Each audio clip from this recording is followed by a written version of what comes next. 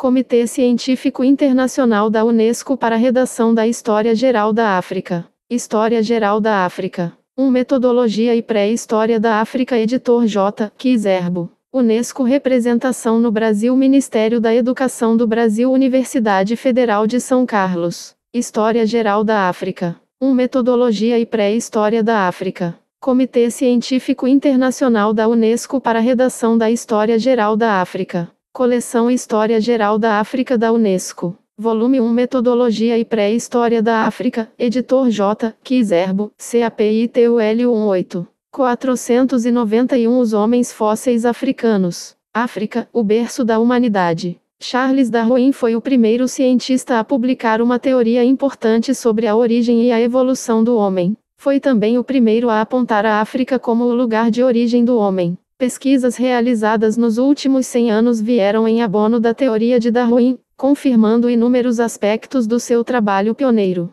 Atualmente não mais é possível considerar a evolução como uma simples hipótese teórica. As provas do desenvolvimento do homem na África estão ainda incompletas, mas nesta última década houve um aumento substancial do número de espécimes fósseis estudados e interpretados. Há boas razões para se acreditar que a África seja o continente onde os hominídeos surgiram pela primeira vez e onde, mais tarde, desenvolveram a postura ereta e o bipedismo, elementos decisivos à sua adaptação. Quando e por qual processo o homem foi capaz de realizar essa adaptação é questão de extremo interesse. O período evolutivo é longo, sendo possível que muitas de suas fases não estejam representadas por espécimes fósseis, uma vez que a conservação desses fósseis só se dá em condições muito especiais. A fossilização requer condições geológicas em que a sedimentação seja rápida e a composição química dos solos e das águas de percolação permita que elementos minerais substituam elementos orgânicos. Os fósseis que desce. Os homens fósseis africanos R.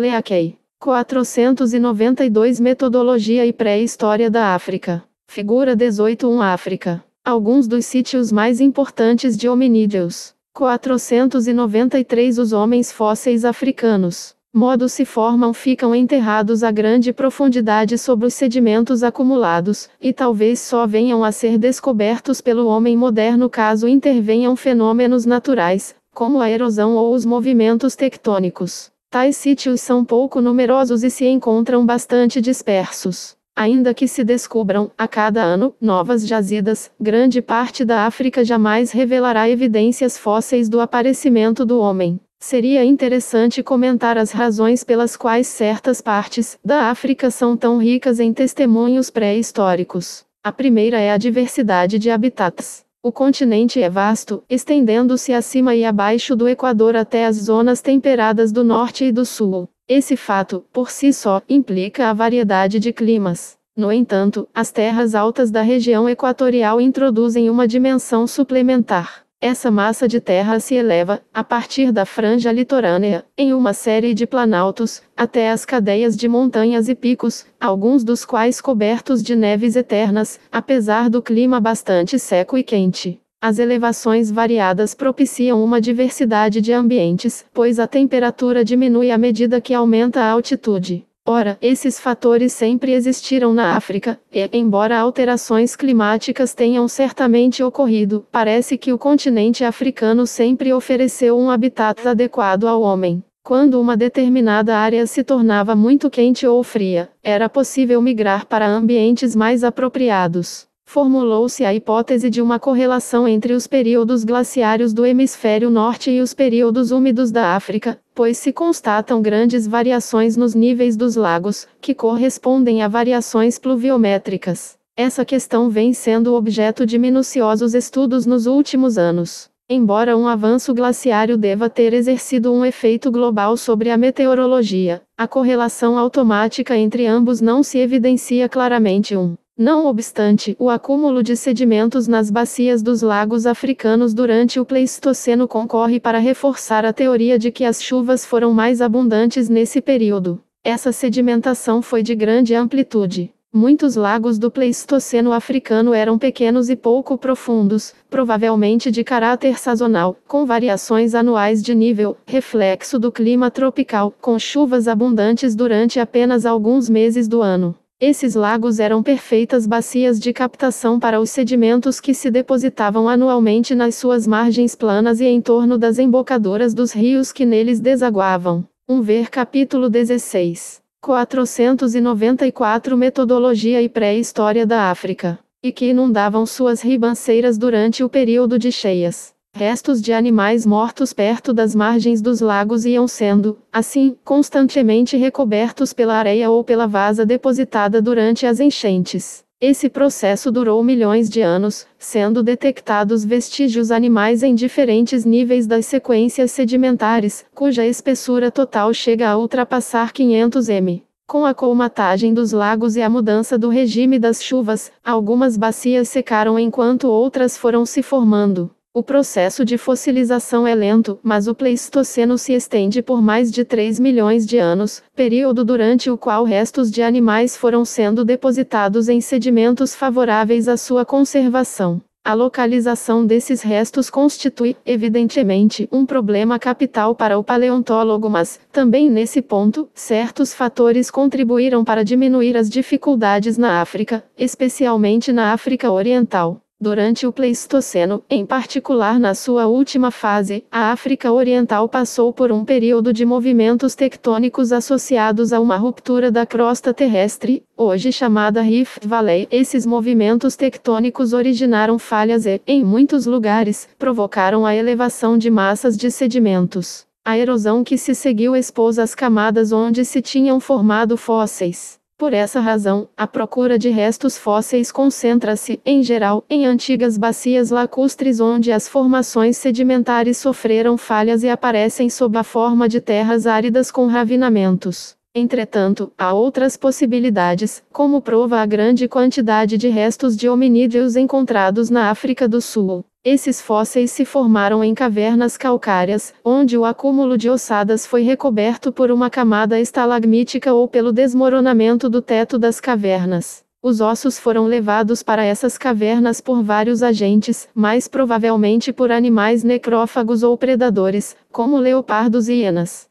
Existem certos indícios de que as cavernas tenham sido ocupadas por hominídeos, os quais também seriam, portanto, responsáveis por restos ósseos fossilizados. O grande problema desse tipo de sítio reside no fato de praticamente inexistirem critérios de estratigrafia, sendo assim muito difícil determinar a idade relativa dos fósseis descobertos. Em muitas regiões da África não existiram, no Pleistoceno, condições adequadas à fossilização de restos animais. Consequentemente, não há razão para se supor que o homem primitivo não tivesse vivido nessas regiões, apesar da ausência de vestígios. Novas pesquisas ainda podem revelar novos sítios. Os instrumentos de pedra são mais comuns que os fósseis ósseos, pois que mais duradouros. A pedra não precisa ser rapidamente coberta por sedimentos. 495 Os homens fósseis africanos. Para que esteja garantida sua preservação. Dessa forma, os arqueólogos puderam reunir grande número de dados sobre a tecnologia primitiva na África, fornecendo muitas informações acerca do aparecimento do homem. O homem, ou mais especificamente o gênero Homo, poderia ser considerado como o único animal capaz de fabricar instrumentos de pedra. No entanto, nesse aspecto, como em outros setores da pesquisa relacionada à origem do homem, as opiniões dos especialistas divergem. O estudo da origem do homem baseia-se em grande parte numa abordagem pluridisciplinar, que não se limita ao estudo de ossadas fósseis e vestígios arqueológicos. A geologia, a paleontologia, a paleoecologia, a geofísica e a geoquímica desempenham papel preponderante, e, para os estágios mais recentes, quando os hominídeos começaram a usar instrumentos, a arqueologia é fundamental. O estudo dos primatas vivos, inclusive o homem, é muitas vezes útil para uma melhor compreensão da pré-história do nosso planeta.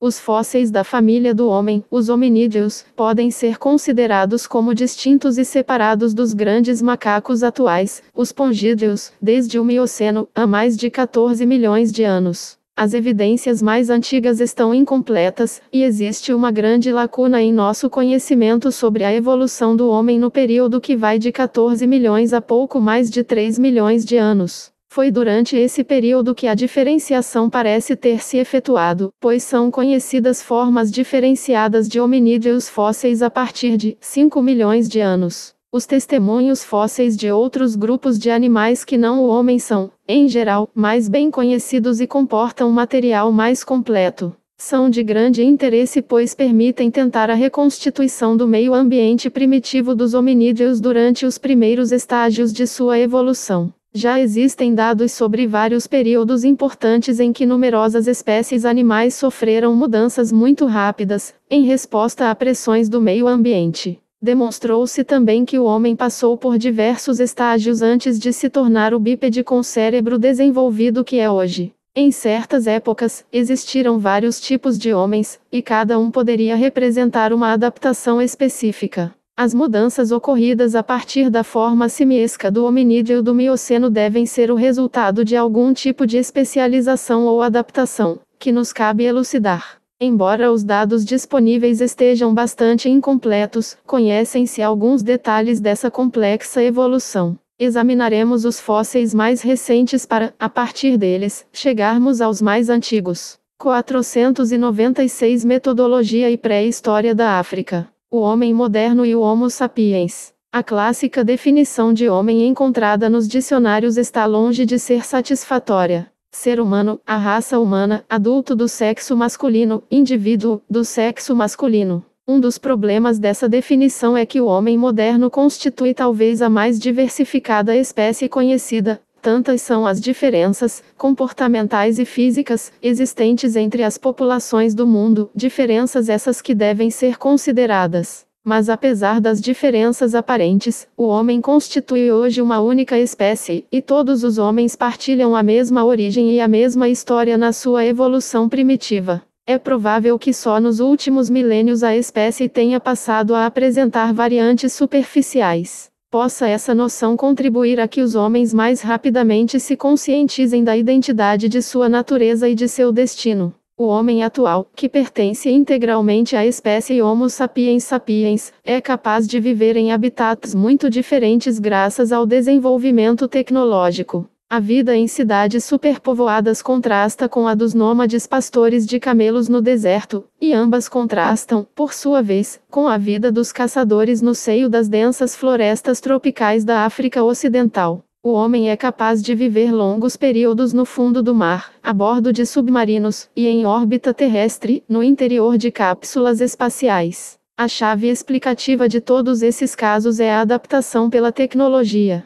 Os requisitos fisiológicos fundamentais são um cérebro complexo e volumoso, mãos livres de qualquer função locomotriz e disponíveis para a manipulação, e o bipedismo permanente. Essas características podem ser identificadas no tempo, assim como os vestígios não perecíveis da atividade técnica do homem. O grau de desenvolvimento do cérebro, a habilidade da manipulação e o bipedismo podem ser considerados os melhores pontos de referência de que dispomos para traçar o caminho percorrido pela nossa espécie ao longo do tempo. Várias descobertas importantes atestam a presença do Homo sapiens primitivo no continente africano há mais de 100 mil anos. Tudo indica que nossa espécie é tão antiga na África quanto em outras partes do mundo, sendo provável que pesquisas futuras possibilitem datar com precisão o mais remoto vestígio, cuja idade talvez esteja próxima dos 200 mil anos. Em 1921, um crânio e alguns fragmentos de esqueleto foram encontrados em Broqueio, Zâmbia.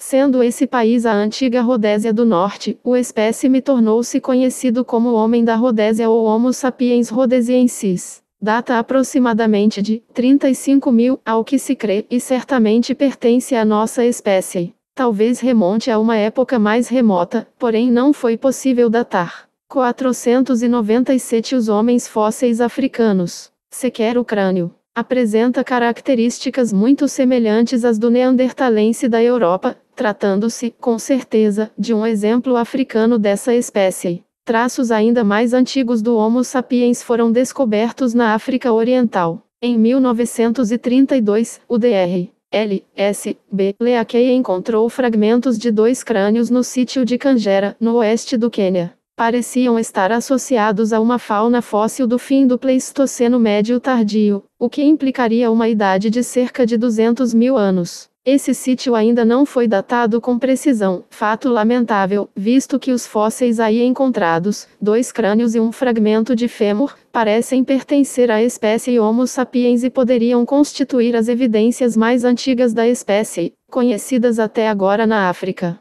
Em 1967, foram descobertos restos de 2 indivíduos em um sítio do Vale do Omo, no sudoeste da Etiópia. Consistem em um fragmento de crânio, partes de um esqueleto pós-craniano e a calota de um segundo crânio. Os 2 fósseis provêm de camadas com idade estimada em pouco mais de 100 mil anos. O Vale do Omo é, provavelmente, mais conhecido por seus fósseis antigos, mas há uma grande quantidade de depósitos recentes que podem constituir uma fonte de dados novos sobre os primeiros Homo sapiens da África. Além disso, encontrou-se cerâmica primitiva em sítios da mesma área, suscetíveis, portanto, de fornecer informações acerca dos antigos usos da cerâmica. Assim, embora existam poucos espécimes do Homo sapiens primitivo entre os fósseis, parece razoável supor que essa espécie gozava de ampla difusão tanto na África quanto em outras partes do globo. O pré-Homo sapiens. Existe uma tendência a se relacionar as espécies fósseis com as espécies modernas.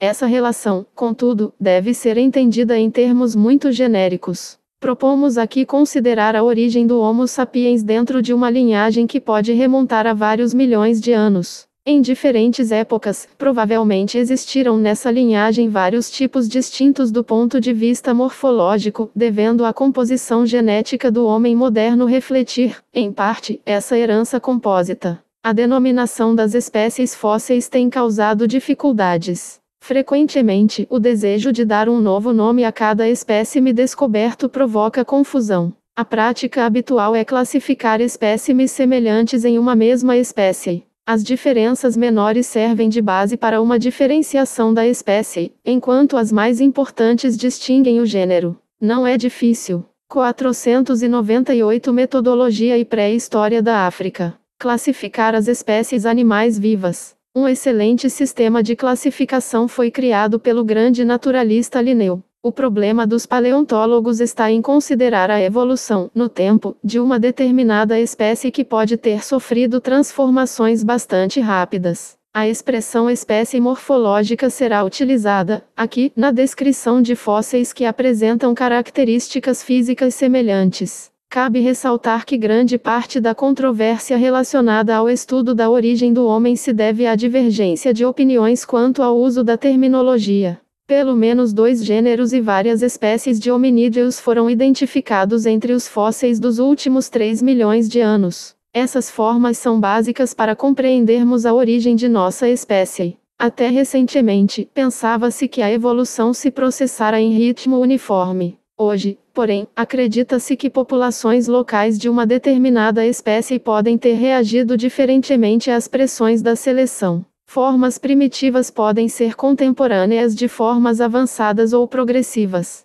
A identificação de caracteres primitivos numa espécie registrada em um longo período de tempo é menos difícil que numa amostra limitada, pois permite identificar tendências e adaptações que ajudam a explicar o processo de sobrevivência por modificações progressivas. Os restos humanos fósseis da África, por suas características, podem ser unidos em 2 grupos principais. Propomos considerá-los como linhagens evolutivas, uma das quais, representada pelo gênero Homo, pode ser seguida até hoje, sendo que a outra, representada pelo gênero Australopithecus, aparentemente extinguiu-se há cerca de 1 milhão de anos. É possível, também, considerar as formas primitivas descobertas em depósitos onde não existem formas mais avançadas, as quais, todavia, são encontradas em estratos mais antigos. Tal fato poderia ser interpretado como uma regressão, porém é mais provável que a continuação de uma espécie progressiva não esteja representada entre os espécimes disponíveis para estudo unicamente por ter ocupado áreas que não se prestavam à sua preservação pela fossilização.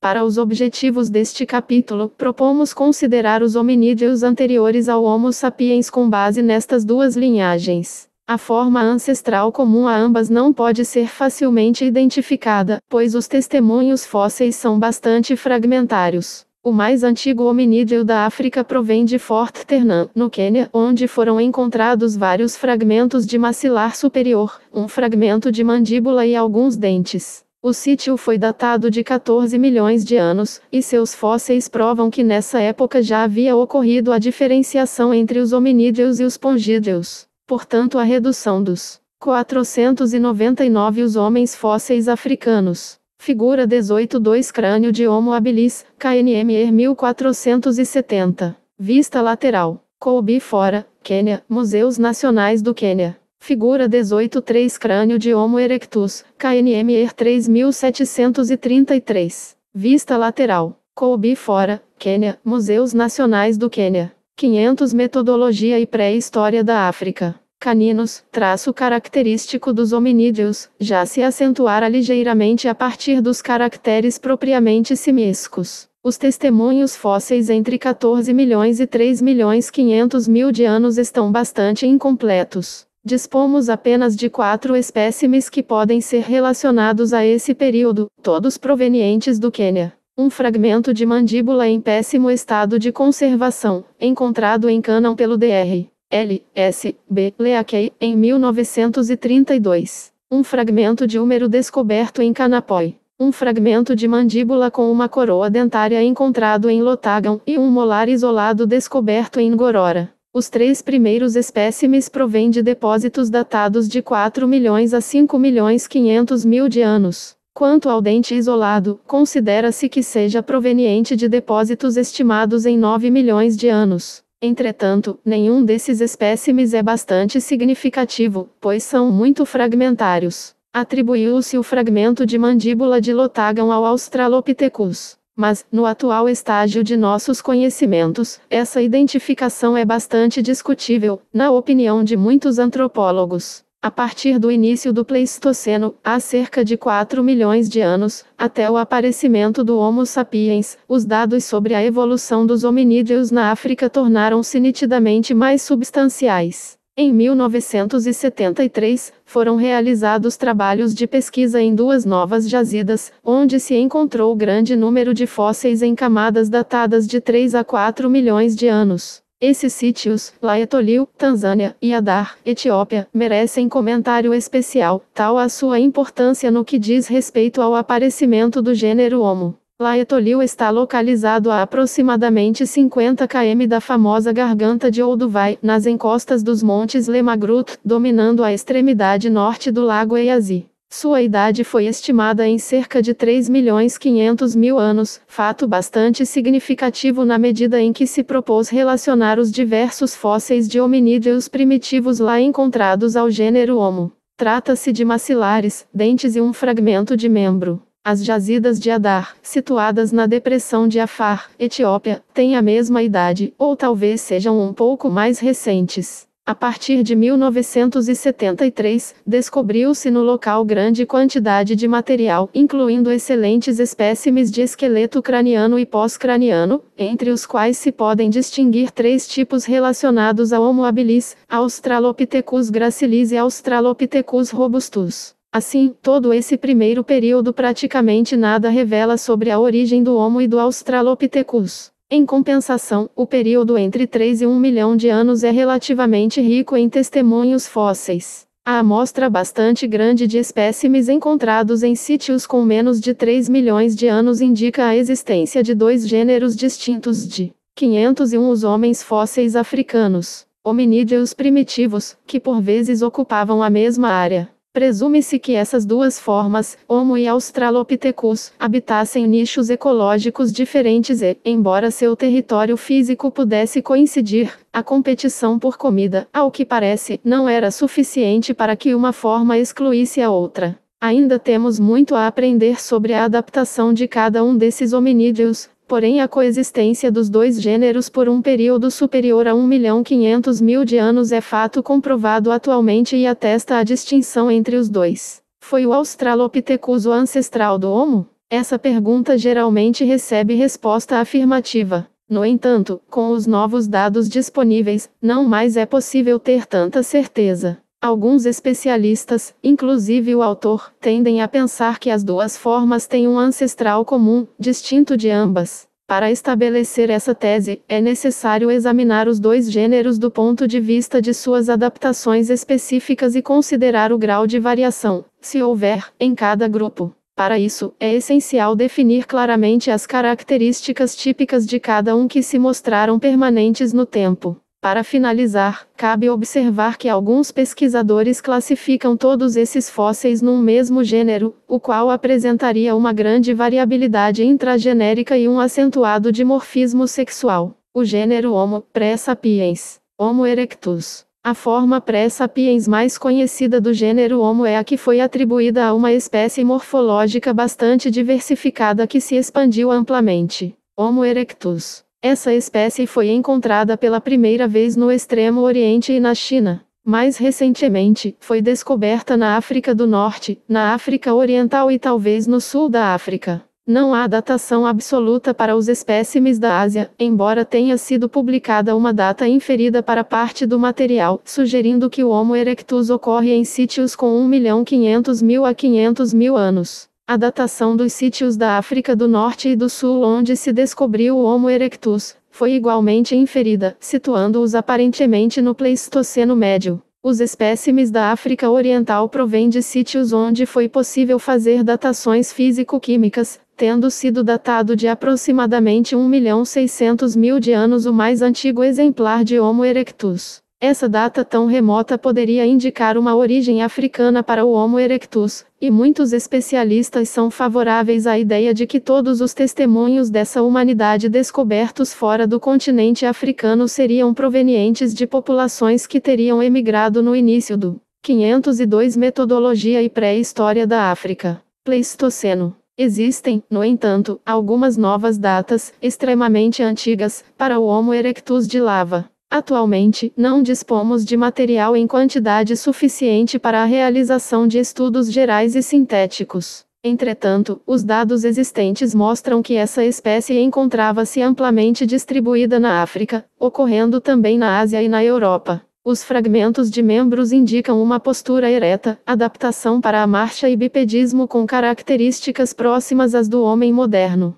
O grau de inteligência pode ser avaliado, muito precariamente, estimando-se o volume da caixa craniana. Tomando-se por base o material conhecido, calcula-se o volume endocraniano entre 750 cm e 1000 cm para o Homo erectus, enquanto para o Homo sapiens a média é significativamente superior, 1400 cm. A tecnologia utilizada pelo Homo erectus pode ser inferida da observação dos vestígios. O Homo erectus fabricava e usava instrumentos de pedra e vivia de caça e coleta nas savanas, na África. Os especialistas são unânimes em relacionar o biface da indústria acheulense ao Homo erectus. Esse tipo de material lítico é distintivo e aparece em sítios da África, Europa e, em menor escala, da Ásia. Se o Homo erectus é o estágio final de desenvolvimento que levou ao Homo sapiens é fato ainda não comprovado. Portanto, é aconselhável deixar a questão em aberto, à espera de novas informações sobre essa espécie. Antes de deixarmos o Homo erectus, apresentaremos rapidamente suas características. Os traços mais característicos aparecem no crânio. As arcadas supraorbitárias proeminentes e espessas, a testa baixa e o formato do occipital. Os dentes talvez constituam um outro traço distintivo, mas é possível que outras espécies morfológicas da linhagem Homo tenham apresentado morfologia dentária muito semelhante. O mesmo se diga da mandíbula, cuja morfologia é menos característica do que em geral se supõe. Alguns espécimes, que se alega pertencerem ao Homo erectus e que consistem apenas em dentes e maxilares, poderiam, na verdade, representar uma espécie morfológica diferente dentro do mesmo gênero. O gênero Homo pré-sapiens, Homo habilis. Os fósseis atribuídos à linhagem Homo, mas anteriores ao Homo erectus, limitam-se, atualmente, à África Oriental. As formas mais antigas talvez sejam as de Adar e Laetolil, que, embora requerendo ainda estudo mais aprofundado, podem ser tidas como ancestrais de espécies mais recentes. Essa espécie 503 Os homens fósseis africanos. Figura 18.4 Crânio de Australopithecus boisei, O5. Vista lateral. Garganta de Olduvai, Tanzânia, Museus Nacionais do Quênia. Figura 18.5 Mandíbula de Australopithecus boisei, KNMR 729. Vista em face oclusiva. Colby Fora, Quênia, Museus Nacionais do Quênia. 504 Metodologia e Pré-História da África. Intermediária, se ela realmente o é, poderia ser chamada Homo habilis. Sua definição baseia-se em espécimes descobertos em Olduvai e, mais recentemente, em Colby Fora, na margem leste do Lago Turkana. As principais características do Homo habilis seriam cérebro relativamente desenvolvido, podendo a capacidade craniana exceder 750 cm, crânio de ossos relativamente pouco espessos com abóbada alta, constrição pós-orbitária reduzida. Os incisivos são relativamente grandes, os molares e pré-molares mais reduzidos, e a mandíbula apresenta um contraforte externo. Os elementos do esqueleto pós-craniano têm características morfológicas bastante semelhantes às do homem moderno. Os exemplares mais completos de Homo habilis provêm de Colby Fora, onde foram descobertos vários crânios, mandíbulas e ossos longos. O crânio mais bem conservado é conhecido como KNMR 1470, Fig. 1. O gênero Australopithecus. O problema da definição de eventuais espécies no gênero Australopithecus está longe de ser resolvido. Porém, penso que há suficientes evidências na formação de Colby Fora para que se possam definir, com certa convicção, duas espécies desse gênero. A mais evidente, Australopithecus boisei, é bem típica, apresentando mandíbulas maciças, molares e pré-molares grandes em relação aos caninos e incisivos, capacidade craniana inferior a 550 cm3. O dimorfismo sexual revela-se por características externas do crânio, tais como cristas sagitais e occipitais acentuadas nos indivíduos do sexo masculino, Figs. 3 e 4.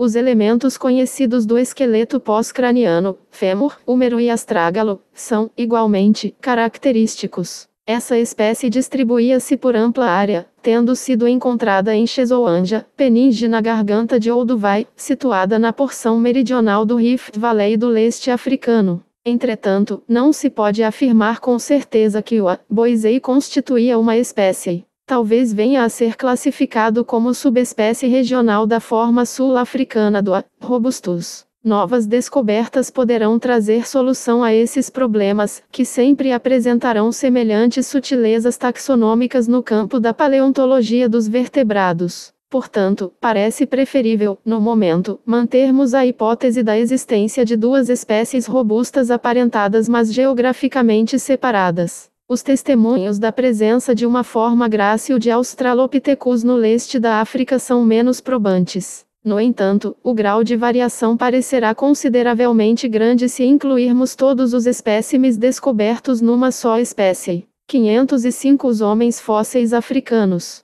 Figura 18.6 Crânio de Australopithecus africanus, KNMR 1813. Vista lateral. Colby Fora, Quênia, Museus Nacionais do Quênia. Figura 18.7 Mandíbula de Australopithecus africanus, KNMR 992. Vista em face oclusiva. Colby Fora, Quênia, Museus Nacionais do Quênia. 506 Metodologia e Pré-História da África. O melhor exemplar da forma grácil no leste da África seria o espécime KNMR 1813, encontrado na formação de Colby Fora, Fig. 5. Diversas mandíbulas e alguns fragmentos do esqueleto pós-craniano poderiam também ser associados a essa forma, não se devendo esquecer a dificuldade de classificação das mandíbulas. Nenhuma tentativa de definição dessas formas gráceis da África foi proposta até o presente momento. Contudo, devem-se considerar a variabilidade das mandíbulas com pré-molares e molares pequenos, uma capacidade craniana de pelo menos 600 cm e cristas sagitais raramente presentes ou inexistentes.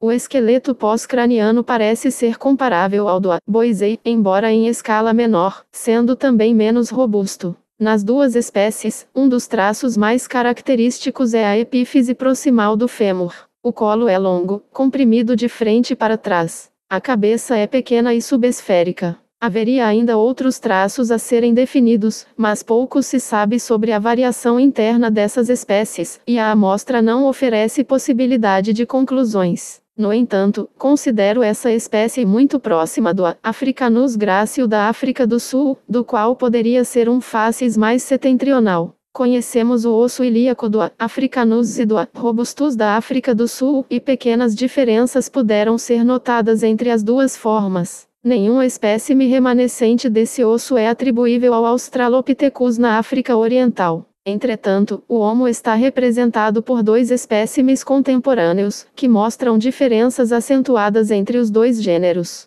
Essas diferenças são maiores do que as que se poderia esperar no interior de uma única espécie, ainda que sua área de distribuição fosse extensa. Utensílios e habitações. A maior quantidade de restos de utensílios e de sítios de habitação provém do Lago Turkana, Quênia, de Melka Conturé, Etiópia, e da Garganta de Olduvai, Tanzânia, onde foram feitas inúmeras escavações nos últimos 30 anos. A evolução a partir dos mais rudimentares seixos trabalhados até os complexos e aperfeiçoados bifaces está bem documentada nessa área. Podem-se fazer algumas inferências sobre a organização social, tamanho do grupo e hábitos de caça, com base no material encontrado nesses sítios. Em Olduvai, descobriram-se restos de uma estrutura de pedra, talvez a base de uma cabana circular, datados muito provavelmente de 1.800.000 anos. Em Melka Conturé, foi descoberta uma plataforma elevada, também circular. 507 os homens fósseis africanos. E difícil situar com precisão o início das habilidades técnicas dos hominídeos.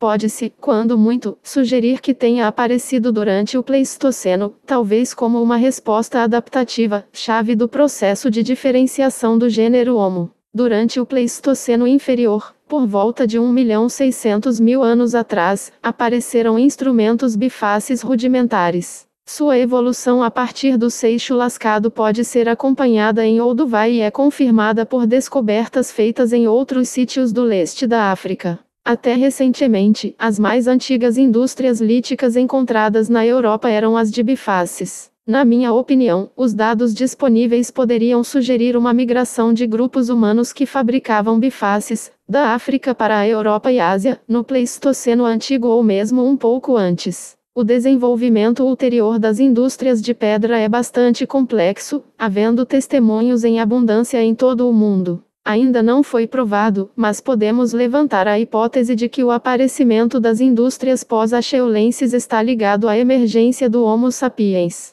Indústrias líticas raramente se encontram associadas a restos de hominídeos primitivos, e muitos sítios do Pleistoceno médio e superior apresentam apenas um ou dois espécimes, com algumas importantes exceções. Todavia, extraordinários progressos foram feitos nos últimos anos no que diz respeito à descoberta de testemunhos fósseis, e certamente novos dados serão revelados pelas pesquisas em curso. Dispomos, no momento, de claras evidências de uma considerável diversidade morfológica dos hominídeos do Pliopleistoceno na África, interpretada como consequência de uma diferenciação durante Plioceno, seguida de diferentes tendências evolutivas, que continuaram até início do Pleistoceno. A presença simultânea de pelo menos 3 espécies na África Oriental pode ser determinada com base no material craniano e pós-craniano. Qualquer reexame desta matéria deve incluir a análise do conjunto dos fósseis descobertos. Lista dos espécimes de Homo erectus descobertos na África.